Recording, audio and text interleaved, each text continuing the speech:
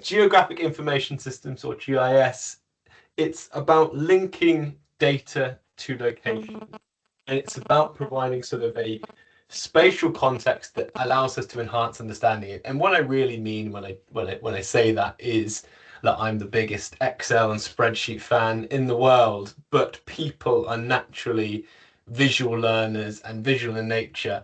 And what I think GIS enables at its core is clearer, more informed conversations by transforming raw data and sort of ones and zeros into location-based stories and narratives and data points and insight, which will enhance decision-making both in your own business, in the way you serve your customers, and also in large policy and national conversations as well.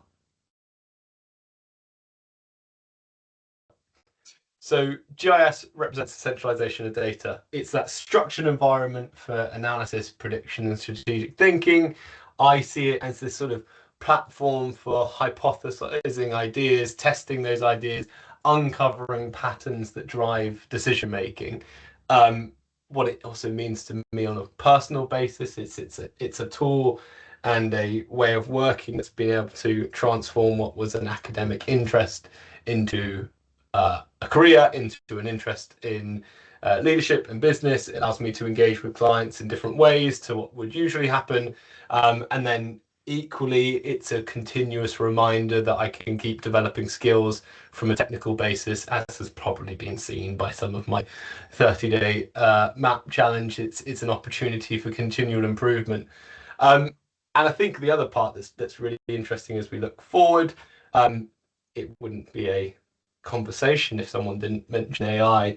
And often what we hear with AI is this sort of rethinking of how you attack business challenges or rethinking how you frame the narrative. This is something that's incredibly known within the geo world. I think it's a lot of geo professionals will spend a long time highlighting the power of geo in uncovering and looking at challenges in a different way. So I think you see a lot of similarities between that. And I think also what we can see is the fact that they're both good at pattern recognition, process automation, is that they are pretty complementary in terms of unlocking location-based intelligence and those services, which I look forward to continuing to work on.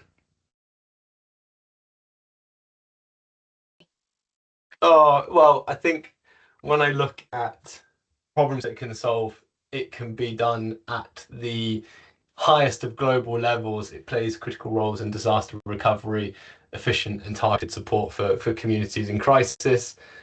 More within our domain, we see it being used in the maintenance of properties and particulars and assets for social housing. I think it plays a key role in shaping location plans and the way that this country is going to be set out for future.